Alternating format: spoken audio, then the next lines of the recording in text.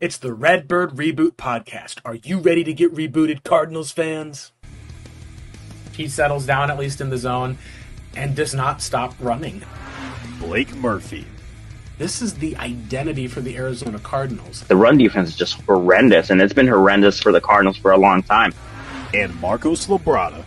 He's going to bring over his philosophy. It should make it better. Present the hottest NFL podcast from the country's hottest state. He should be turning around the logo. Actually, some breaking news we can cover here. This popped up just about, 6 minutes ago. It's Redbird Reboot.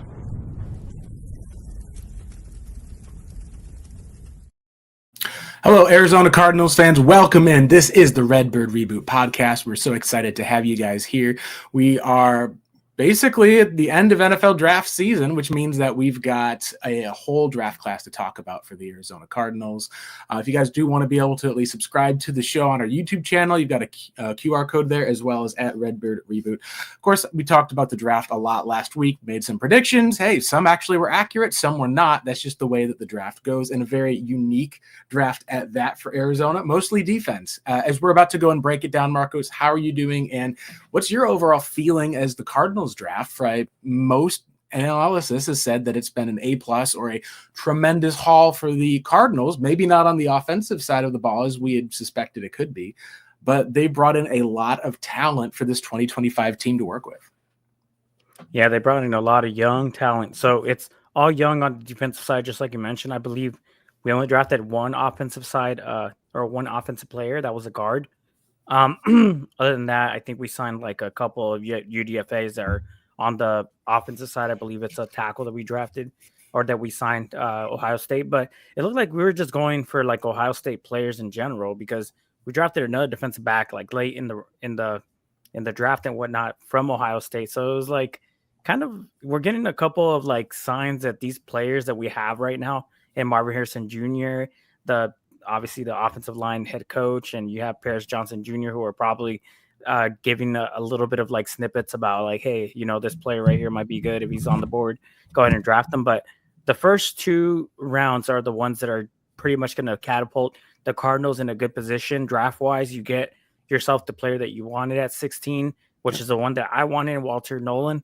And then you wait until you hit, I think, pick 47, and then you go ahead and draft Will Johnson, because he's there, and you got a first-round talent in the second round. Obviously, we have a lot of it, we don't know what's going to happen when it comes to his medicals, but this draft was for the first two picks and whatnot. It couldn't have played off any better, in my opinion.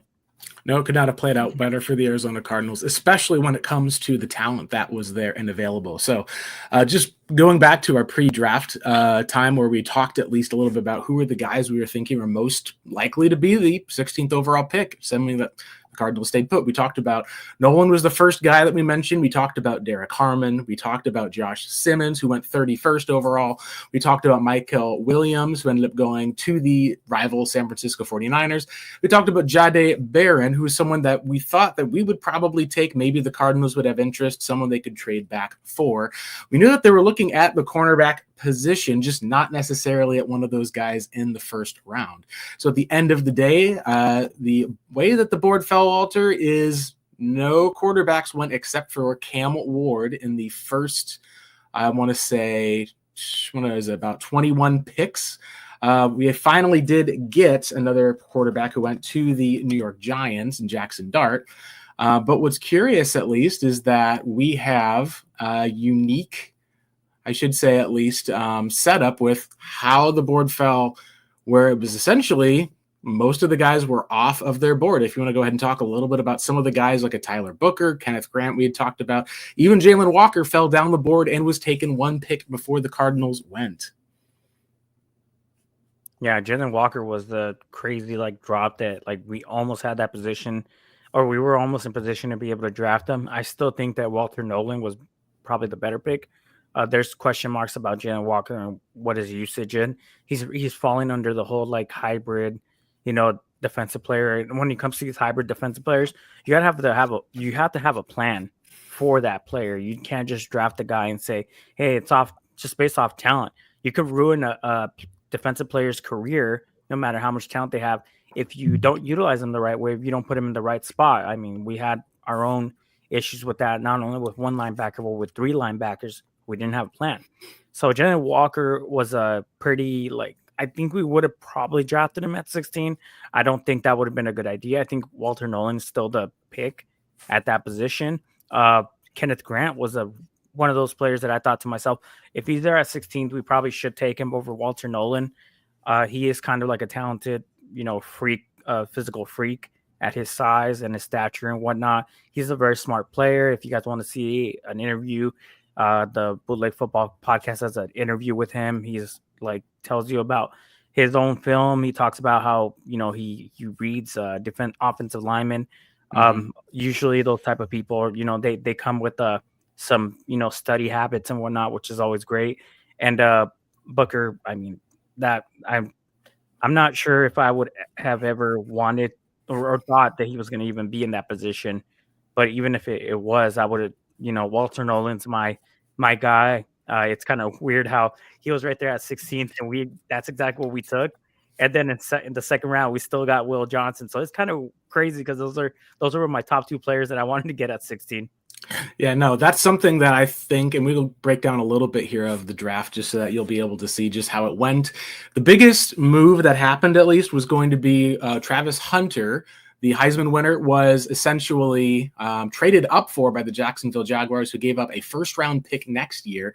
They recouped a few picks in the back end, but the Cleveland Browns decided they did not want to have anything to do with Travis Hunter at 2. They were able to move back and got Mason Graham at 5. Most of the way that the board fell, honestly, it ended up falling pretty much how a lot of people expected, which can be surprising for the draft. After that trade up happened, we got to see at least the top offensive lineman off the board. Mason Graham went with a top 5 pick. The Raiders actually, instead of going offensive tackle, they took Ashton Jeanty. And we'll talk about that being important because what that really did is pushed a lot of things down the board. So the Jaguars, they don't take Jeanty. They end up making a move. He goes to the Raiders instead of it being a tackle. So you're talking about, all right, now you're thinking the New York Jets, they've got a tackle that certainly is on the board. This is where things were able to open up for the Arizona Cardinals because they were able to actually get in. The changes that happened made the board fall in their favor. So we'll take a look here now with pick 8. Arizona's Tedro McMillan was able to go to the Panthers. He's their new number 1 wide receiver. And then this is where guys started flying off the board, Marco. So now we know there's already just one tackle off the board. Some people thought Kelvin Banks could go as high as the 7th pick. Some people thought he might be the guy at 6 or even 5. He goes at pick 9 to the New Orleans Saints. The Chicago Bears pass on Michael Williams. Now, this is kind of key. They go and take Colston Loveland, probably the better, I'd say, blocking tight end in the draft, who's also a good pass catcher. Feels like he could be their Trey McBride. Now you've got 2 guys who can do that Cole Kmet role. Michael Williams then goes to the Niners. This is one of the landing spots for Walter Nolan. We also found out that Walter Nolan, according to, I believe it was ESPN, SI's Albert Breer said that he was a guy that was considered at 8th overall for the Panthers as well. So he doesn't go at 8, doesn't go at 10. Michael Williams gets pushed down to the Niners at pick 11. So what we know at least is if Michael Williams goes at 9 or 10, it's going to be Walter Nolan there for the Niners. He ends up falling. The Dallas Cowboys decide that they're going to go after either a receiver or go after an offensive tackle. They take the tackle in Tyler Booker, a guy that I know we had talked plenty about, questioning whether he fit the scheme or not. I think he is a great fit overall in Dallas, Marcos. And that meant there were 3 picks left for Arizona, and each of those guys went. Walter Nolan and Josh Simmons both were there on the board, along with Jahdae Barron. Did you have any surprises that there were players who fell, or was it more that you kind of like how I felt was one of those guys would be on the board for Arizona? You ended up with 2 in Nolan and Simmons, and as we'll talk about with Simmons, he had a much further fall to go down the draft board that day. Yeah, well, this type of draft was interesting because we didn't have that many quarterbacks ahead of us, and seeing that we have a quarterback, we don't have a need at first-round quarterback, that they weren't going to help us push some talent down, which is what usually happens. Just for me, I thought it was a surprise that Walter Nolan didn't go to any other team that was not named San Francisco, Chicago, or the Panthers. But the good thing is that I think he's going to be a great player for the Carolina Panthers. If they had him in that position, that is exactly who I would have wanted him to pick, because not only does that push any other players down, but Ted's going to be a very, very good receiver for a Bryce Young type of player, like the Marvin Harrison Jr. to Kyler Murray. Bryce Young has Ted, a 6'5" wide receiver that has speed, and he has hands, 50-50 ball catcher. You need that. You need that alpha. And so I knew that in that situation, if Ted was still there, that they were definitely going to choose him, pick him over any defensive monster that they want. They have a kind of like a good defensive line. They can still add a couple of players to it, but they still have Derek. They have Derek over there, playing as a nose tackle, and a very talented player that we probably would have drafted had he fallen to us back in 2020. And I'm trying to think about, like, Kenneth Grant was kind of like a surprise that he went that early, because there was talks about him not being like the DT2, mostly DT3, especially behind Walter Nolan. The Dolphins went ahead and went with Kenneth Grant. And I think that's where I thought to myself, okay, well, we have a shot at Walter Nolan. There's the teams out ahead of us. Indianapolis obviously got themselves their tight end. And I didn't think that defensive tackle was a need for Atlanta. And the fact that they did go get themselves an edge defender or a linebacker and whatnot didn't shock me at all. I kind of had the feeling that they were going to go with Walker instead of going with Walter Nolan and whatnot. So once we were at the 16th pick, I thought, because of the talent, I didn't think we were going to pass up on him. But to me, I just thought to myself, well, surprise me then. We don't know what this team is going to do. We don't know if they're going to pick, the player that's going to be best available. And they went ahead and did it. So I give him kudos for that, because we already know Monti Cook likes to trade out. And there was a kind of like a feeling that they were just going to go offensive tackle because of, what they want to do with this offensive line. No, they just stuck to their guns and they said, no, screw it. We need help on the defensive line. So we're getting Walter Nolan, best talent available. Hey, you're on mute. Yeah, we talked all season, Marcos. Thank you for the Arizona Cardinals being a team that had wanted to beef up their defensive line. We'll be able to look a little bit at what their current depth chart looks like here once we go through the picks and see about what we can speculate for starters or others. But yeah, this is one of those places where the board fell down and you get a guy who most people had said is a top 6 guy in the class. Now, the questions, of course, were questions whether it was about character, whether there was, did he love football? Some people had wondered he'd gotten in a couple of scraps with some people off of the field. I should say more sitting down in a game. Nick Saban's quote that he had was that Nick Saban said that Walter Nolan's the best player on the field when he wants to be, which a lot of people will take that one way and say, oh gosh, like that means that this guy isn't always going to be there. The biggest comparison that a lot of people had for him was, interestingly enough, we compared it to another defensive tackle in Robert Nkemdiche, but with one big difference in that Nkemdiche, he was probably never really a first-round guy at all as far as his athleticism was concerned. What we've seen with Nolan as a one-year starter has been that he really is explosive. Like, he explodes through. You'll see where a lot of guys, he's got really violent hands, so a lot of times he'll be as that typical 3-gap, shoot the gap, be able to use his length, be able to shove guys back. You saw him times on tape, he'd be getting double teams and fighting through those. It's not to say that Aaron Donald is the comparison, but there's another one that made a whole lot of sense for Cardinals fans. And the comparison that some people had was that if you're going to take a look at the Nkemdiche comparisons and say that's the absolute worst case scenario, you're like, sure, but what a lot of times, Marcos, is the best case scenario? And the answer is what that best case scenario would be is a Darnell Dockett. Darnell Dockett at least had some high praise, at least for the most part. Who he retweeted him onto his timeline, talked about him, said, I'm excited for this pick. Kid reminds me of me. He's a young defensive lineman on a team that has some 27 to 31 to 39-year-old defensive linemen with Calais Campbell. It is unique that in 2016, we think, here's this guy out of Ole Miss. He's going to replace Calais Campbell in a year. Calais is still going, and now we're saying, hey, guess what? We're going back to the well, taking another guy out of Ole Miss. The biggest difference, like we said, has been the athleticism and some of, I think, the way that Nolan has talked about either what he wants to do, how he's responded, some of the praise we've seen Jonathan Gannon have for him. It does feel like this is going to be a little bit different this time around, where the Cardinals may have gotten a guy who has a bit more of that motivation and chip on his shoulder to fit in and be able to succeed than Kondichi, and I'll share a story on that in a minute, but it does seem, and this is, maybe we'll all look back on this in a few years and it seems, like we're being silly, but it does feel like there is a different gut feeling. And part of it's because, Marcos, the Cardinals are in a different place as an organization now than they were on the backside of the Bruce Arians and Steve Keim and Carson Palmer era that they were. Yeah, and I thought to myself, and some people echoed this, Calais Campbell was definitely the reason why you made this pick, and it was like more so like, hey, Calais, I know you're still productive, but we need you to like take this guy under your wing. We got rid of you, or I mean, you went to free agency, got yourself a good deal with the Jacksonville Jaguars, and we got your replacement, quote unquote.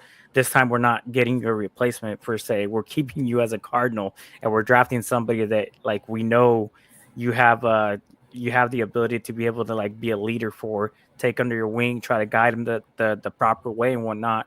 And if this year is his retirement year, he's going to be remembered fondly for all the years he gave us as a Cardinal. Mm-hmm. So it was a situation where it's like, hey, we're drafting him because we know you can like get this guy to play at his hardest and coach him up the right way. And you're right. Darnell Dockett is more of a bigger fit. Not so much Aaron Donald in a way per se, just the body and the fit, the physicality. But Darnell Dockett was a penetrator. He was a good penetrator. He was a good fighter.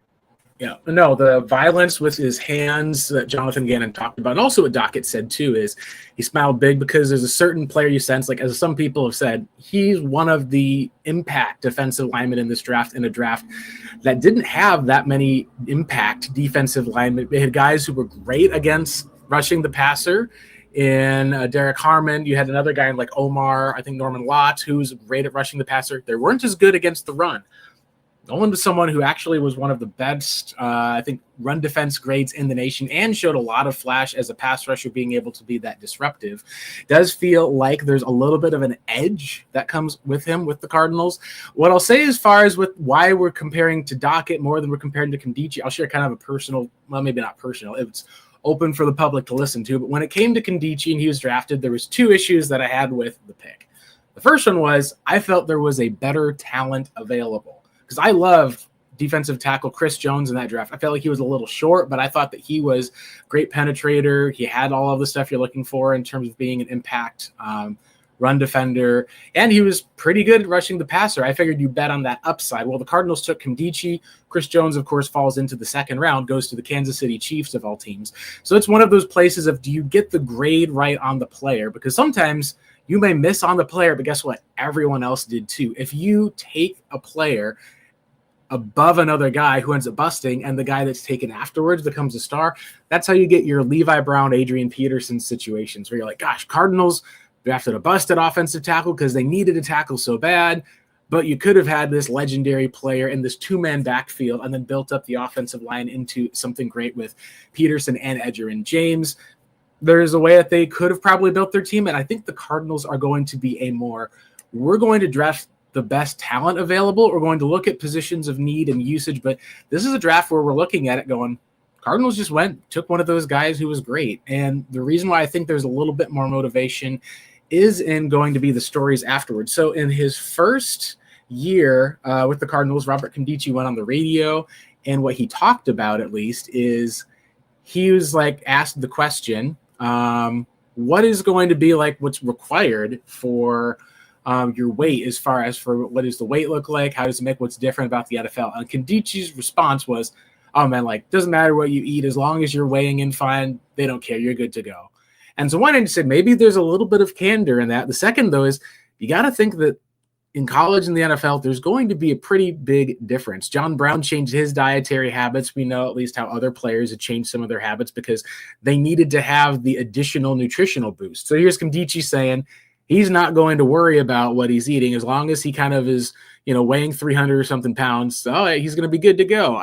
That to me was kind of the first, like, red flag here. Like, may have a potential issue. If he's not willing to put in the work with his body, and there's been questions about his character and maturity, how do you know that he's going to put in some of that work or some of that emphasis in a place like the film room? So one of the ways that we've seen a little bit difference so far is just in the way that Nolan reacted. So according to Theo Mackey, he said that this is from the conference call with Jonathan Gannon post-draft. He said that Walter Nolan texted him after they took Will Johnson and asked for his number so he could reach out. It's like one of those things where he's going, hey, we just called the guy. He's got a chip on his shoulder. We'll obviously talk a bit about that in a second, why he fell thus far. Nolan immediately goes, hey, I want to reach out to him. I want to try to encourage him. Like, this is one of those places where you talk about draft picks who have kind of those bonds that get started from guys who are in the same draft together. One of those I remember is still to this day. You had Kyler Murray, who came in, would play video games with Chase Edmonds the year before, but even staying in contact with Trent Sherfield. We saw at least, well, Sherfield wasn't a guy that was going to plug into more than being a wide receiver 4. That deep threat connection was something we got to see when Sherfield had to play over a couple of years. It's something that was able to stand out and mattered. We're able to also see, at least as far as with how in some cases, some guys like Andy Isabella and Akeem Butler, they were in the same room. They didn't end up kind of clicking. It ended up being a little bit more of some of those stories, at least, that you talk about your first year end up being things you look back on in future years. And the Cardinals are definitely looking at Walter Nolan for the long run. One of the things I think we'll talk a little bit more about him as far as the areas of improvement and also what were the biggest questions and concerns. Well, one of them that came up was he went to 6 different programs over the last 7 years, slightly older prospect. Obviously, the COVID year is a part of that. So the question is, why were you in 6 different programs over 7 years? Did you get booted from the program? Did you leave because you needed an opportunity? Did you not want to have the holding on, just needed to look for where you could get playing time? How much of that has to do with NIL, where you say, hey, I did a good job at this school. I can make $1.2 million if I move to this school over here. Whereas if I stay here, you guys don't have as much that you're offering for me. Maybe you could scrounge up a couple $100,000, but I'm going to move to wherever benefits me best. That is a mercenary sort of mentality. I think that a lot of people have seen. It's the same sort of mentality that we've seen in a Darnell Dockett. And it's also the same sort of mentality that we've seen in other players who haven't quite managed to make it in the National Football League. It's a place where I think when we talk about boomer bust prospects, what we've seen with this is that the true boomer bust prospects are guys who kind of fell a little bit further down the draft board, such as Josh Simmons. Also another one that fell down a bit being the likes of, I hate to say it at least too, Mike Green is another guy who at least fell down the board. This is one of those spots, at least, where when you also look at the picks that followed the Arizona Cardinals, here's what we can take a look after this. So after Walter Nolan, Shamar Stewart, who is probably not going to be a Cardinal without a trade back. We saw that Gray Zabel is an offensive lineman. He went to the Seahawks. So they're going to be starting a rookie offensive lineman who played quite a bit of left tackle in college. You had Igbuka, who I know a lot of Cardinals fans actually just wanted to add another Ohio State receiver to the room, bring him in, have him be the wide receiver too. Broncos passed on a running back to take Jahdae Barron, who fell down the board. And then Derek Harmon, he probably would have been a top 10 pick, but slid down the board because of a questionable shoulder issue. Thoughts and prayers out to him, as his mother ended up passing away shortly after he was drafted to the Steelers. We got to see then a couple of offensive players taken, Marion Hampton and Matthew Golden. Chargers took Donovan Jackson. And the guy that we had talked about saying in terms of who was going to be the guy that maybe the Cardinals could draft, and Josh Simmons, he went all the way at the very bottom of the NFL draft's first round. The reason why is because of not just the injury issues, but the question marks I think people have had is he going to return to form? Some of it was also just the need that you're going to have here. So let me go ahead and I'll pull up I've reached the maximum amount of stuff I can present, here, for those of you watching on our online show here. There we go. We have Jackson Dart was traded up for. Giants gave up a second round pick this year, next year to move up for him. James Pierce Jr., we'll have to spend some time on that one with the Falcons, at least a little bit baffling. But each of the players that went after the Cardinals drafted, there's some guys we saw for them in round 2, but there's not really a guy on this board, Marcos, that we felt like was someone who is a better talent that the Cardinals did pass on. Even in a position of need, the top 2 guys in Jihad Campbell and Josh Simmons went to the respective Philadelphia Eagle Super Bowl champions after a trade-up, with the Chiefs taking Josh Simmons as their left tackle. And we'll see exactly how that pans out. His medicals were pretty good. It was a spot where unless the Cardinals were going to trade back up for Simmons, and that would be giving up probably a second-round pick next year at least, that was what they chose to do, is to stay put. And boy, do we think that it may have panned out for the Arizona Cardinals. We spent a lot of time on this first round, Marcos. We got to say, is there anything else that stands out to you within the draft? Some of the different moves. We didn't see many quarterbacks taken. We did see James Pierce Jr. go, and we did see at least the Washington Commanders and Cliff Kingsbury get another offensive weapon. It was just unique as far as I think seeing a lot of teams I felt like did a pretty good job at the draft. I think the two that stand out are teams in the Falcons and the Giants, who may have kind of botched some of what they did with their selections, depending on how things turn out for them this next year. Yeah, they double dipped on an edge rusher, and they're definitely going to see if they can. If one of them works out, then that's great on them. If it doesn't work out for them, then they drafted 2 edge rushers in the first round, and neither of them panned out. But they do have really good talent. That offensive line for the Washington Commanders is looking pretty damn good right now. Their tackle play is going to be good. Their guard play is going to see. We'll see what happens with that. They just need to get themselves some solidification in the middle. But their tackle play, like I'm going to say Laramie Tunsil and this first round pick and Josh Connerly, those are really good, tackle, basically like you're stable at the outside that you need to have in order for you to like execute the offense that Cliff Kingsbury is going to have over with, with how they did last year and their quarterback being a stud. It's just going to be great for them. I thought they needed another offensive weapon and wide receiver, but I do know they have 2 veterans and Scary Terry, who's one of my favorite wide receivers in the league. Another Ohio State guy, Ohio State receiver, man. They're all great. Yeah, exactly. And then you had the weapon that they got from the San Francisco 49ers. Keep forgetting what his name is, but we all know who we're talking about. He's the wide back that they got. That's going to be pretty much the screen guy. He's going to be the jet sweep, end around, orbit, motion type of player for them in the backfield. You're talking about Deebo Samuel's the one that they picked up at least with that. Yeah. So the receiver was another thing people had thought about at least for that one. But it's something that's really interesting to be able to see how that's going to pan out, because Cardinals, if you're going to make the playoffs, you got a Philadelphia Eagles and a Commanders squad that's going to probably take up a playoff spot, barring injury. You've got the Niners are trying to have a bounce back season. We'll see how that pans out. They added a lot of run defenders. The Seahawks have had the biggest change of any team. And then, of course, you've got the Los Angeles Rams, who, as usual, seem to just kind of pick and then find different moves, different advantages throughout the draft. They found an interesting one this year, trading back with the Falcons for a future first-round pick, and then didn't pick again until just before the Cardinals picked in the second round. Yeah, absolutely. I mean, they gamble on their future now because they gambled on their now, and they had to pay that price because they didn't have any picks, but somehow they still hit on whatever pick they had. So I hate them for that.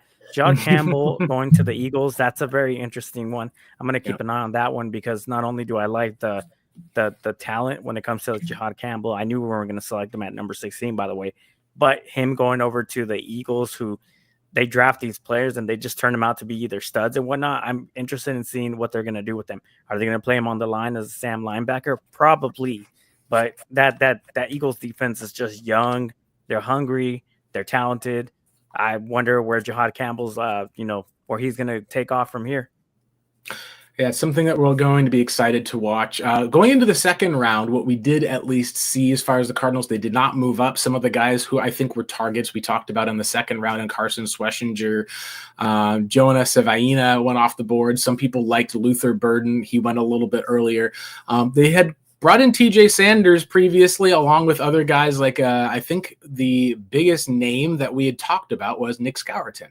He's an edge rusher from Carolina Panthers. The expectation was, and this is kind of similar to the Josh Simmons scenario, hey, we don't know who's going to be there.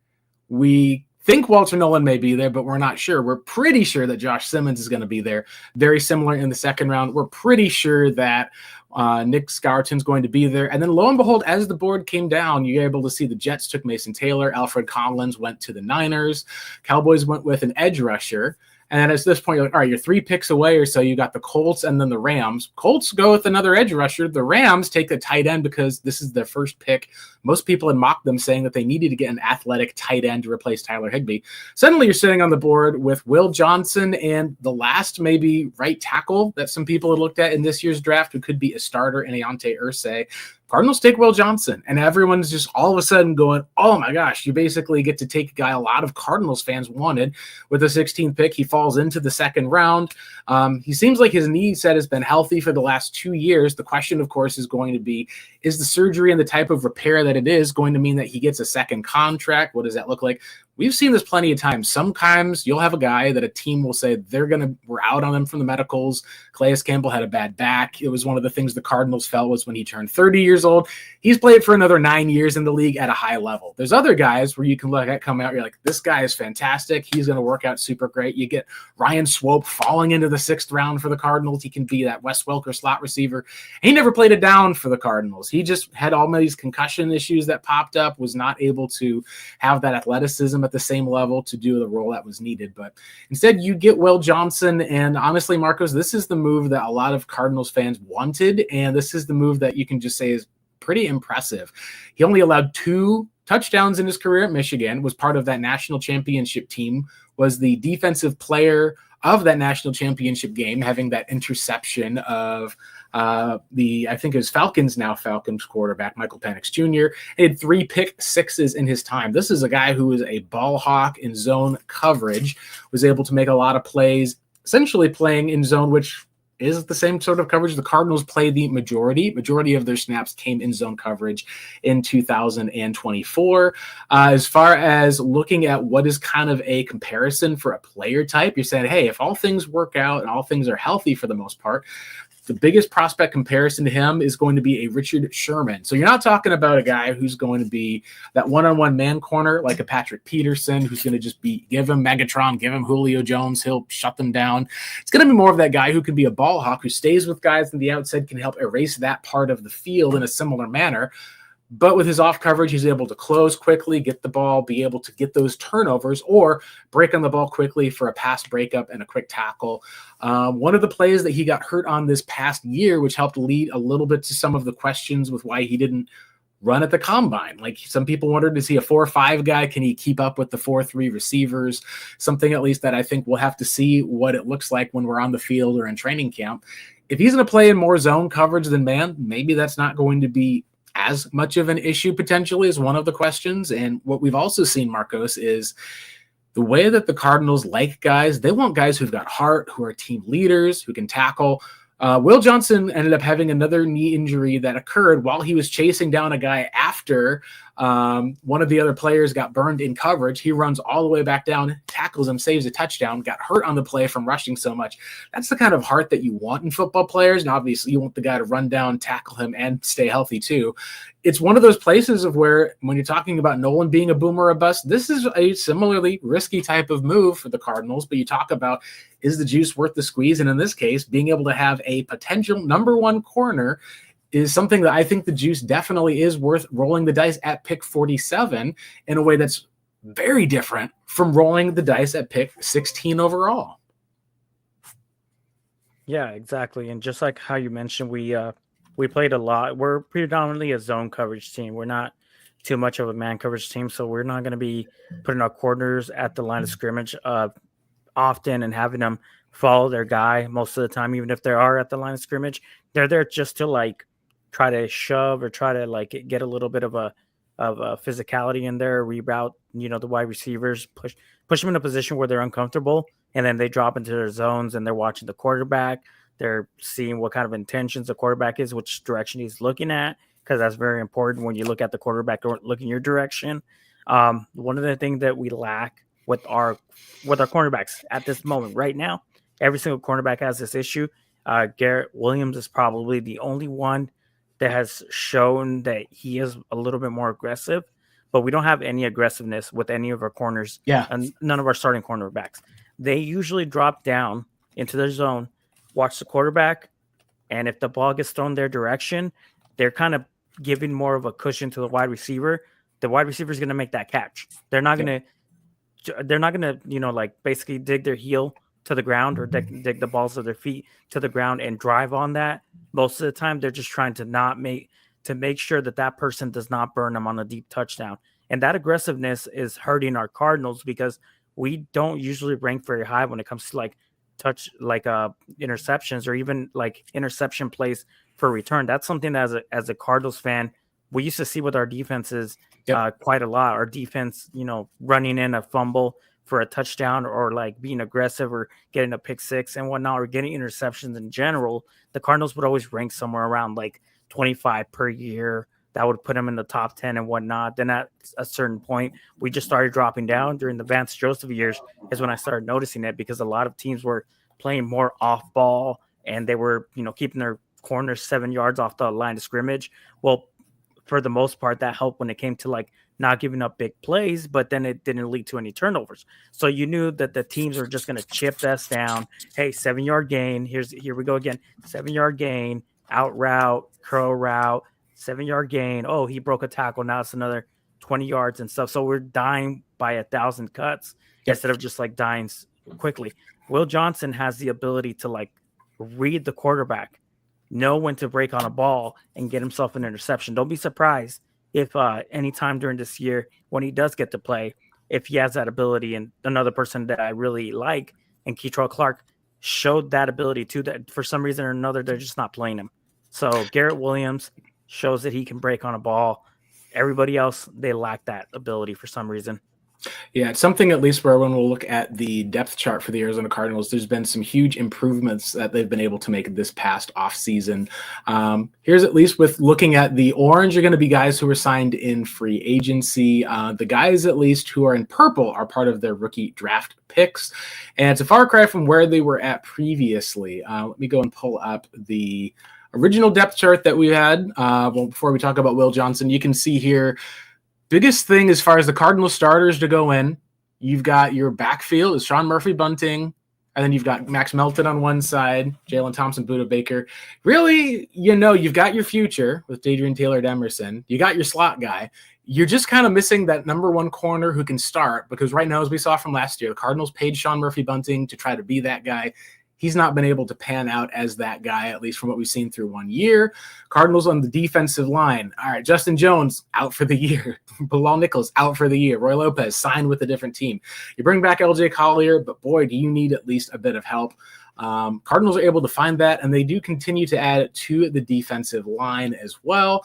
One of the things that we've seen, and we'll shift this into talking a little bit about, rounds 3 through the rest of the draft, but I do want to at least make sure that we're pointing out something cool that the Cardinals were able to have this past year, which is got a congratulatory message from Marvin Harrison Jr. to Will Johnson, talking about, hey, like they said, we went out golfing with each other.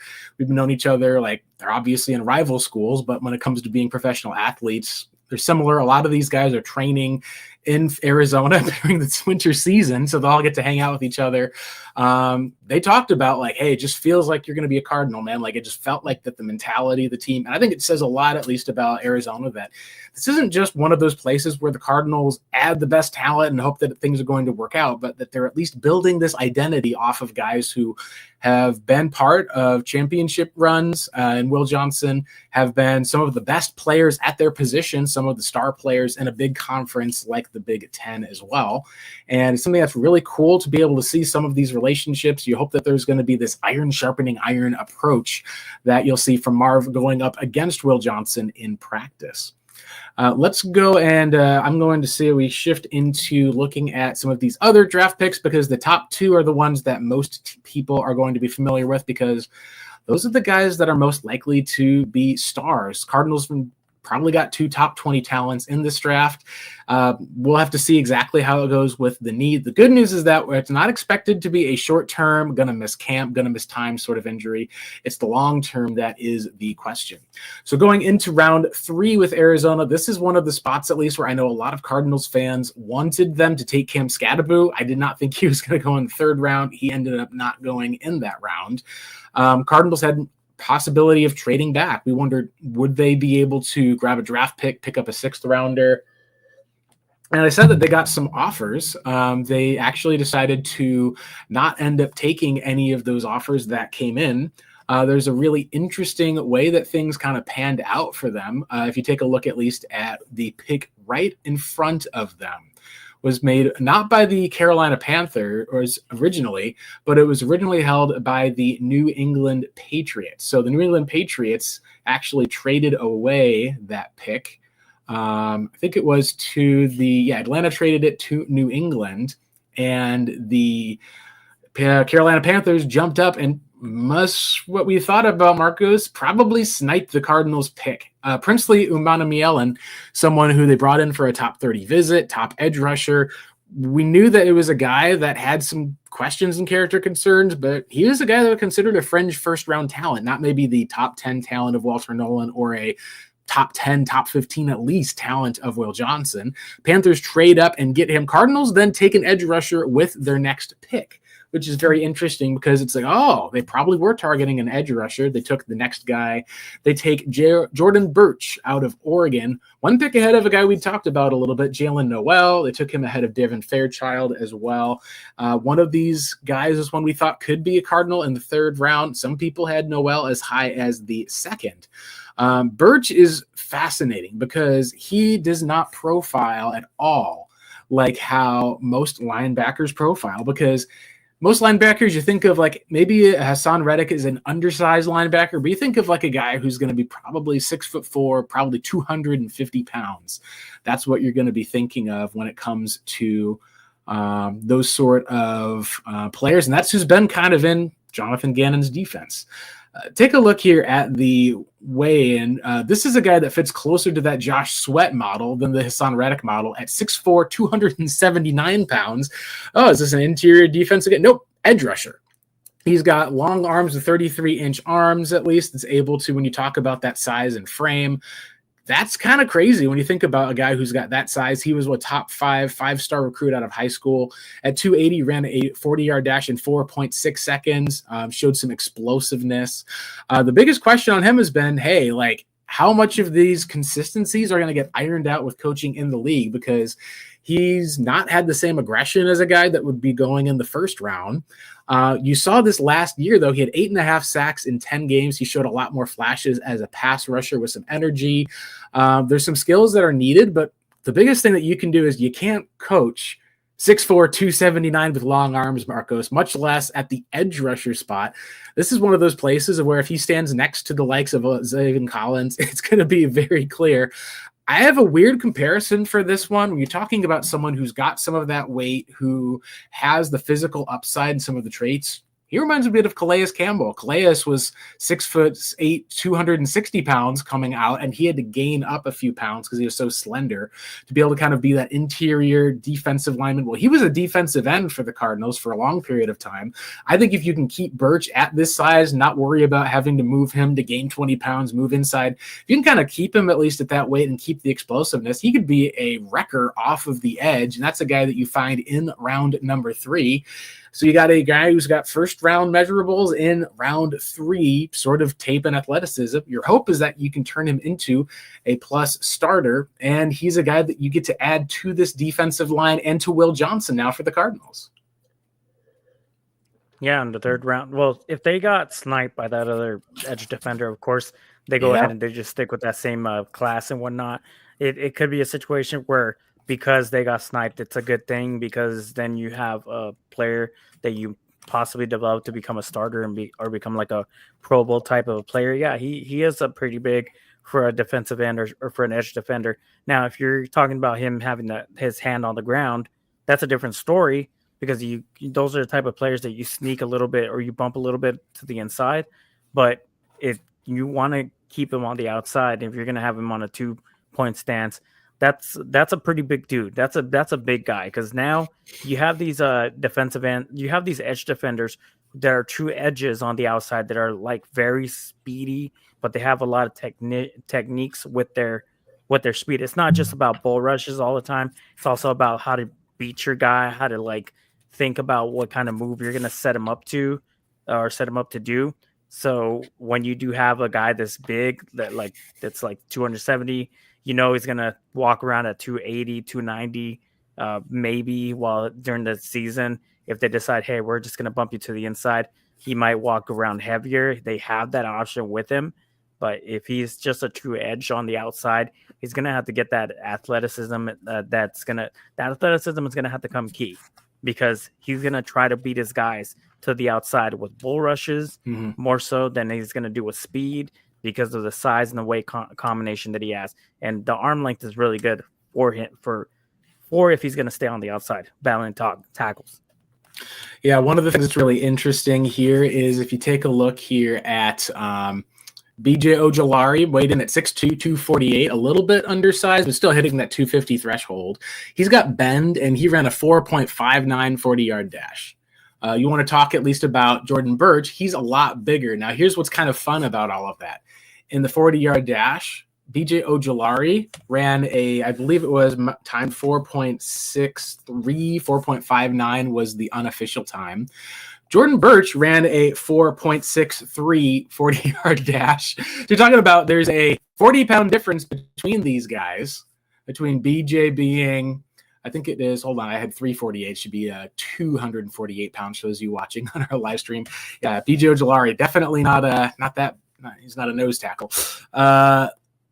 That just shows off the athleticism that we're seeing. And obviously, like, you want to see some bend, but that is an explosive athlete. That's part of why we saw the Cardinals take a chance on taking Jordan Birch here. And we can at least get to see one of the things that stands out to me is Calais Campbell's mentorship here. So I don't know, I've compared Birch to a little bit of a Calais light, that he went in the second round out of Miami. Maybe he had to gain a little bit of weight, moved into that defensive lineman mold. You're hoping you can get an edge rusher who's able to just be this big, strong, kind of push people back with the lengthy arms.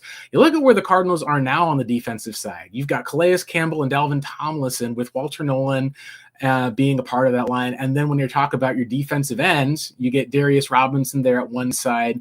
You have Jordan Birch. Right now they've got him as an outside linebacker on the other. You're going to have at some point a package which is going to have Calais, Dalvin Tomlinson that's going to be there. Maybe even Walter Nolan on the third down pass rushing package if you want to take them off. Those three guys can rotate. Nolan may be that Jalen Carter rotational piece. And you want to talk about Dalvin Tomlinson filling some of that Eagles we saw this year, Milton Williams role. He was huge coming up in the Super Bowl. Then you've got at least a couple of pass rushers on the side, some length, some size. You've got the run defense of Zaven Collins.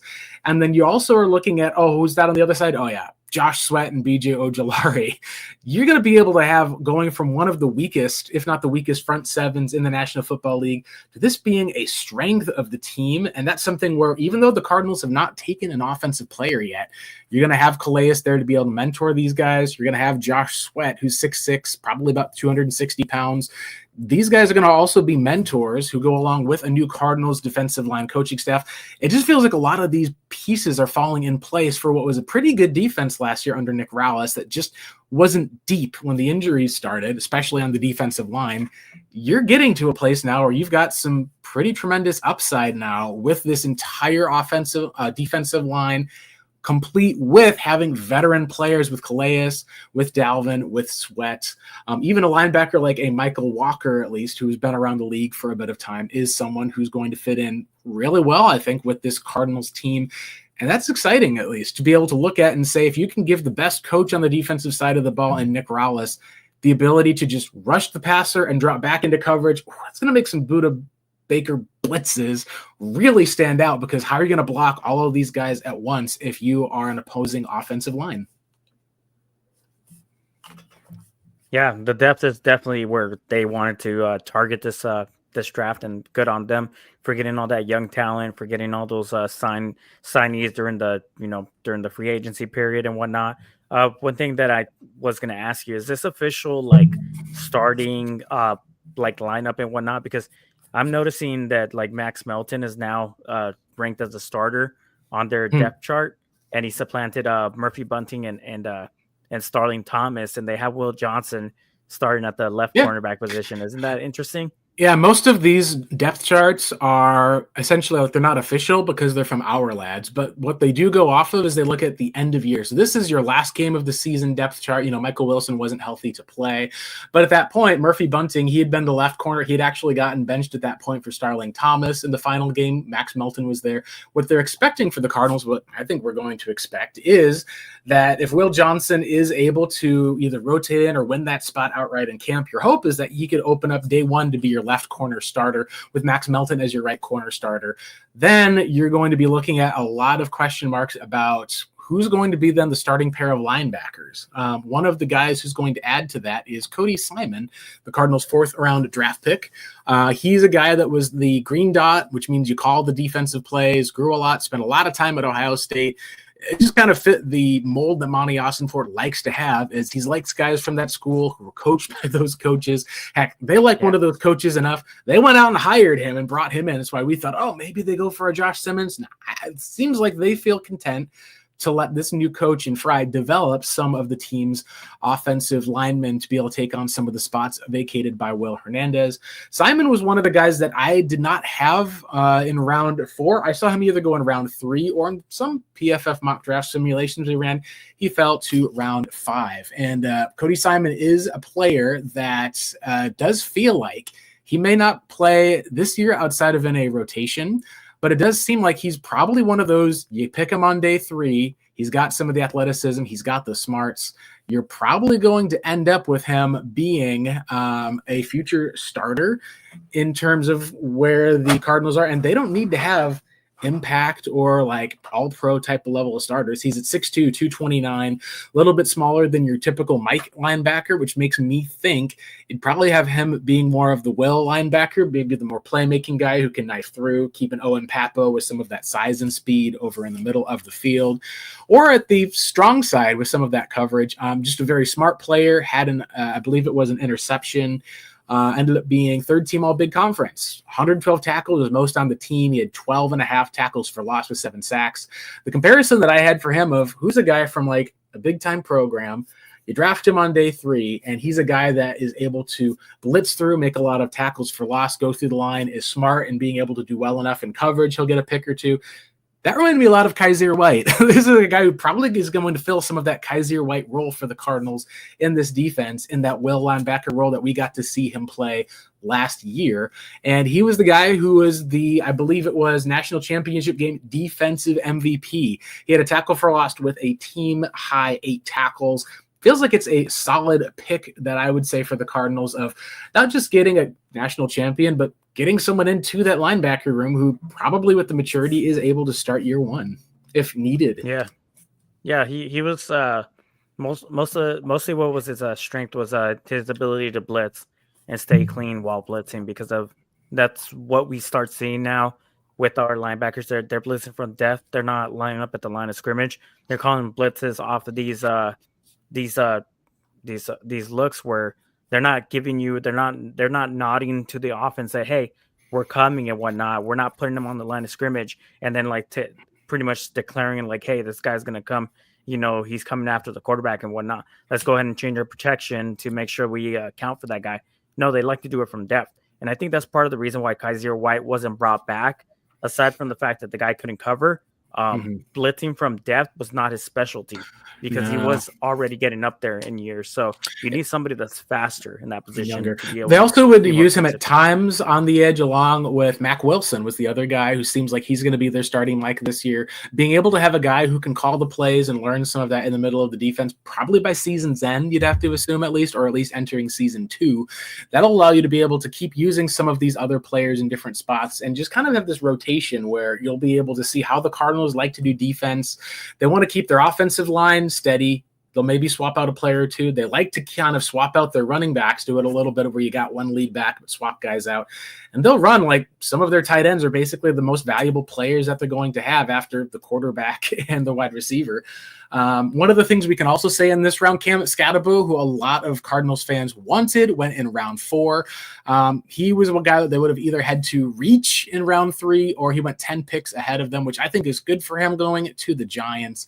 It didn't feel like it was a natural fit for Arizona because you got your starting 2 running backs. He would have been the 3rd running back, but you probably would have had to take him with what now we can see in Cody Simon would have been a potential starter, or a guy that you learn for a year behind the rest of the starters and is able to take over in a year's worth of time. He'll probably be the running back too, and depending on how things shake out, he may actually get a really good opportunity in the Giants. So Arizona State fans, that's one of those areas where if you're rooting for a guy's success, sometimes it feels weird to not want to have that story of the guy being on your own team, but putting him in a spot where he could end up being like their lead back in case of one injury down the stretch, for a New York team that is hoping to improve a lot after last year is something that I think will be very fun to watch. As far as the other picks that went after this one, there was a guy in Barrett Carter who I think we had mocked in our final mock draft because Cody Simon was a couple of picks off the board. He went at pick 119, 4 picks later to the Bengals. So it just kind of shows when you're trying to make some of these projections, sometimes you can get the round right, you get the position right, you don't necessarily get the player right. Now, that being said, when you're an Arizona Cardinals fan, one place that you can expect will probably be drafting from is from Ohio State, and that's where they found Denzel Burke, the defensive back, and he's listed as a DB, as a CB. Some people think he'll play safety, but he's one of the other players that came from Ohio State, had started a long period of time there. What limited him from the higher rounds is just that his athleticism isn't quite on the level of these top-end cover corners, but this is one of those picks where you're like, all right, I thought the Cardinals were going to, take an offensive lineman there with that spot. Instead, what they do is they trade back from they were picking while I believe it was, it was the team at least that traded up in round 5. It was the Dallas Cowboys traded up. They go ahead. Jalen Rivers is the guy who went after. Shamar James goes. The question is, did the Cardinals have their eye on a guy, or did they really just want one of those picks? And Monty Austinfort said, I started twitching because I felt like we hadn't made a trade yet. I wanted to make a trade. We had guessed, Marcos, that there could be a chance of trading back. I think we had just thought it may be round 4. You trade back a little bit and get a 6. They trade back 20 picks in the 5th round. They passed on a couple of other guys like Marcus Mbo, who is a guy that we had marked in future rounds. He had just had some injury questions. They traded back away from Keandre Lambert-Smith, the speed receiver that they brought in for a top 30 visit. Some of those guys, Torrey Horton was a guy that I think we had liked. You just didn't know if he was going to fit there or not. And then Miles Frazier, another offensive guard. Chris Paul Jr., I know, was a guy we liked. They end up with a cornerback from Ohio State. And so suddenly, Marcos, you got to think, all right, you look at the Cardinals depth chart at cornerback now. You came into the season, you already had like your starting corners that were set on the right side of the field with Melton, Murphy, Bunting. You add a Will Johnson to the mix. You got Starling Thomas, Elijah Jones. You also have then Denzel Burke, who's there. You're going to have somebody who's not going to fit in on that roster. They're not going to keep probably 6 cornerbacks, especially considering who they drafted in the 7th round, plus being able to have their safety lineup for how they like it for special teams. Do you think this puts a guy like Elijah Jones? Is it something where we're going to see him get that benefit of the doubt in year 2? Could a Starling Thomas be on the move? Could this be something for a Keitrell Clark at least that ends up being something that pushes him off of the roster, or at the very least gives him competition? I think it's going to probably be Keitrell. Elijah Jones depends on what he is able to represent during the offseason and possibly during like the preseason or whatnot. This might be one of those classic, like, preseason comes around, by the second game, they see whatever they see and they trade him away for whatever they can trade him away for. So Keitrell he's been like available. The problem with him is that he hasn't been played, and for whatever reason, he hasn't been playing for.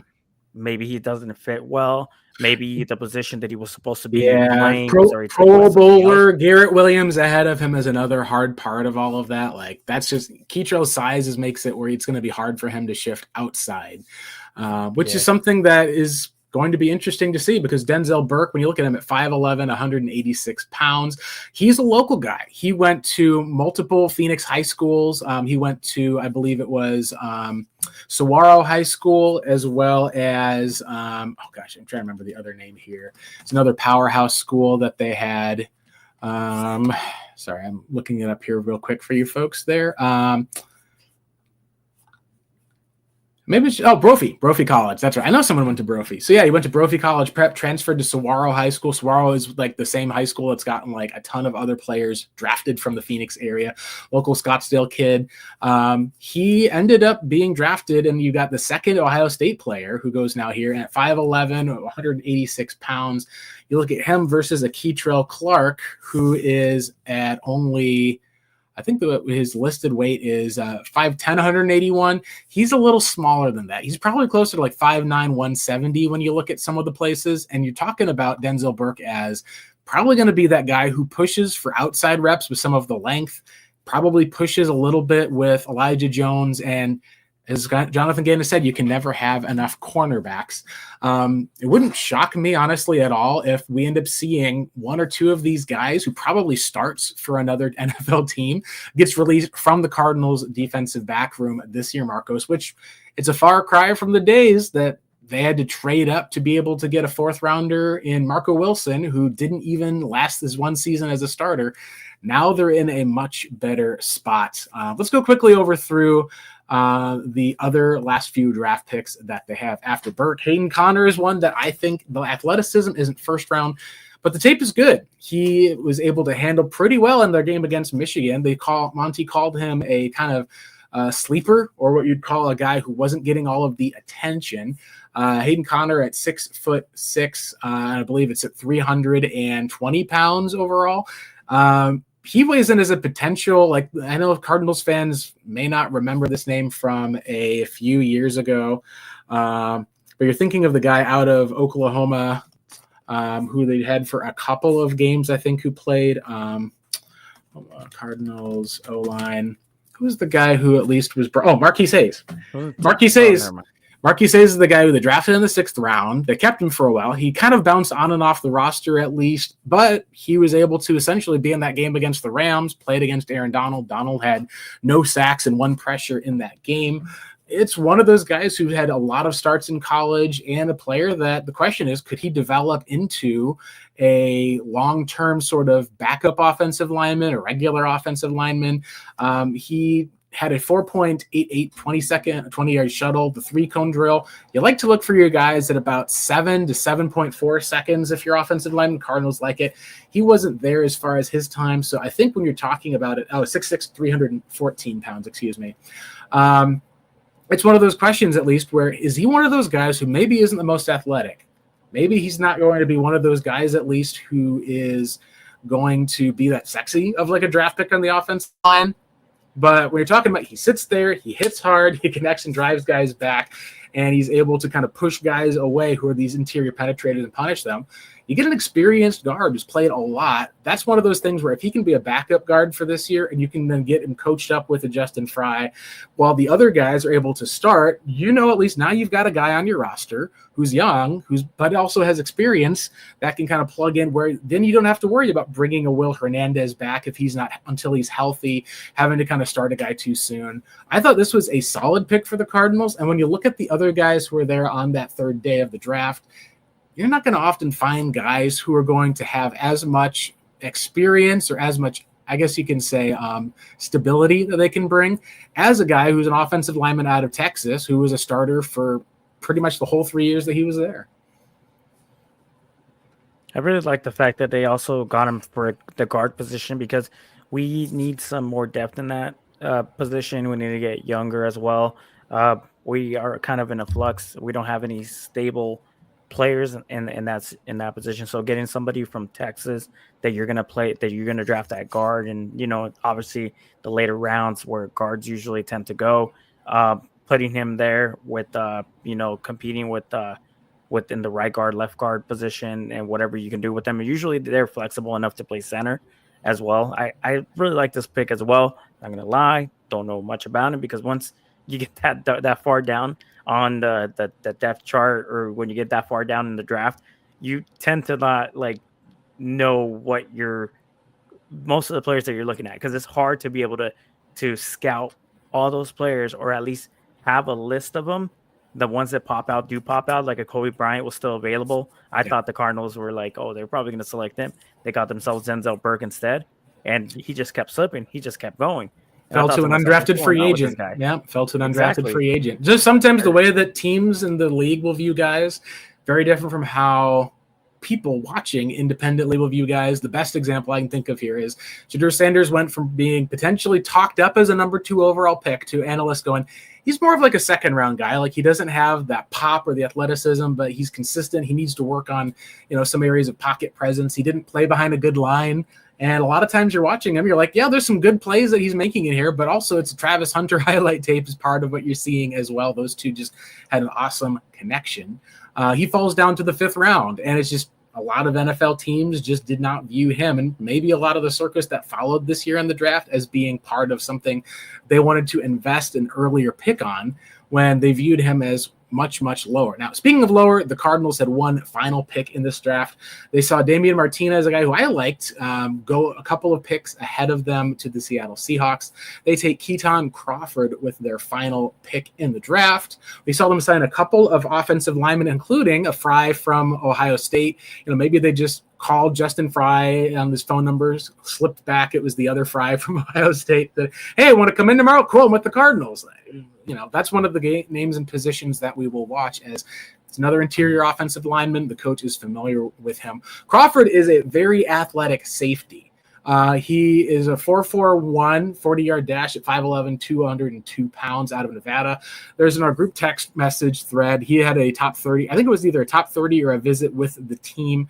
Jess Root of Cards Wire actually predicted, said, hey, they could still get this guy in the 6th or 7th round. And sure enough, he ends up going. He played for 4 years at Texas. It was kind of a reserve, ended up being a top-level special teams player. So he doesn't have the height of the arm length, but he's explosive. He's fast to get downfield.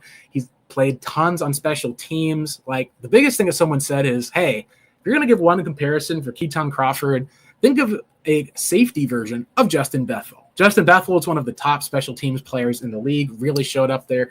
You kind of feel like with him and Joey Blount, the Cardinals were saying, hey, we may not be able to get a starter on the offensive line. We may not get that wide receiver too. What we are going to do is we're going to improve every other level of our football team, especially on the defensive side of the ball that needs it. I could see Crawford, when you look at how the depth chart pans out with him and Joey Blount. You also look and see where the cornerback may have to come off the roster, because you got Jalen Thompson, you got Budda Baker, you got your special teamer and Joey Blount. Dadrian Rabbit Thompson, Taylor Demerson is going to be your probably heir apparent to one of Jalen or Budda.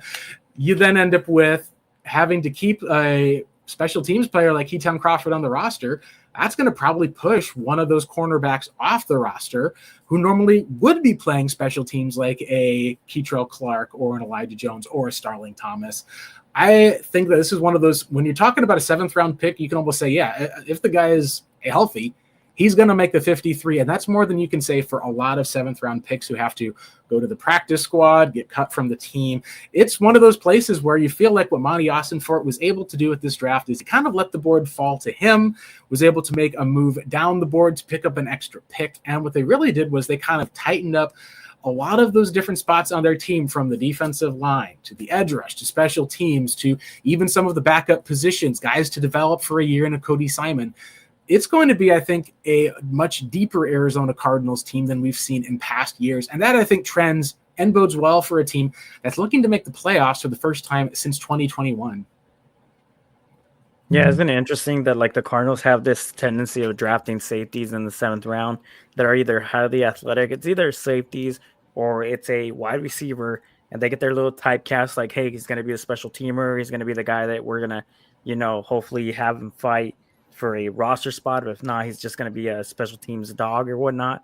So when I saw that as a safety, I thought to myself, well, they haven't drafted a safety this entire draft. It's pretty interesting. Their safety, room is kind of solidified for their starters at the very least, with, Jalen Thompson having rumors or people speculating about, hey, maybe we should just move off of him, have DTD take over for that other, safety spot, because they're just ready to try to get him out on the field and whatnot. So they're trying to think about how to do it. So when you get yourself a safety, you already know right off the bat, he's going to be later in the draft. He's going to be athletic, and he's going to be a special teamer. And we don't know if it's going to be a situation where he might supplant these guys. I don't think that's going to happen. But as the 7th round pick, I'm like, yep, there he is. There's our special teams guy right there. There you go. Awesome. Anything else before we wrap up and get out of here, Marcos? I know we've got some other of our viewers, at least. Thank you guys for tuning in throughout this draft season. We've been super excited. We'll have a couple of guests on, I think, at least either in this week or next week following, at least, just to break down the draft, the off season in general. I'm excited. It's one of those places of where, while there's going to be some questions and speculation, we'll talk about whether it's with Kyler, the offense, or there are any other additions that come in. Is they just going to trust their offense, knowing they had to build up this defense? It's one of those places of where you feel like this is a Cardinals team that has kept the ball rolling since their reset, and their rebuild is kind of nearing part of the spot where it's now hopefully going to be you rebuild a little bit every other year without having to go through a completely down sort of year. Now is about going to be able to go out, take some of these draft picks that you've been able to build, have those veterans that you've acquired and splash money on this season and go out and win football games for the state of Arizona.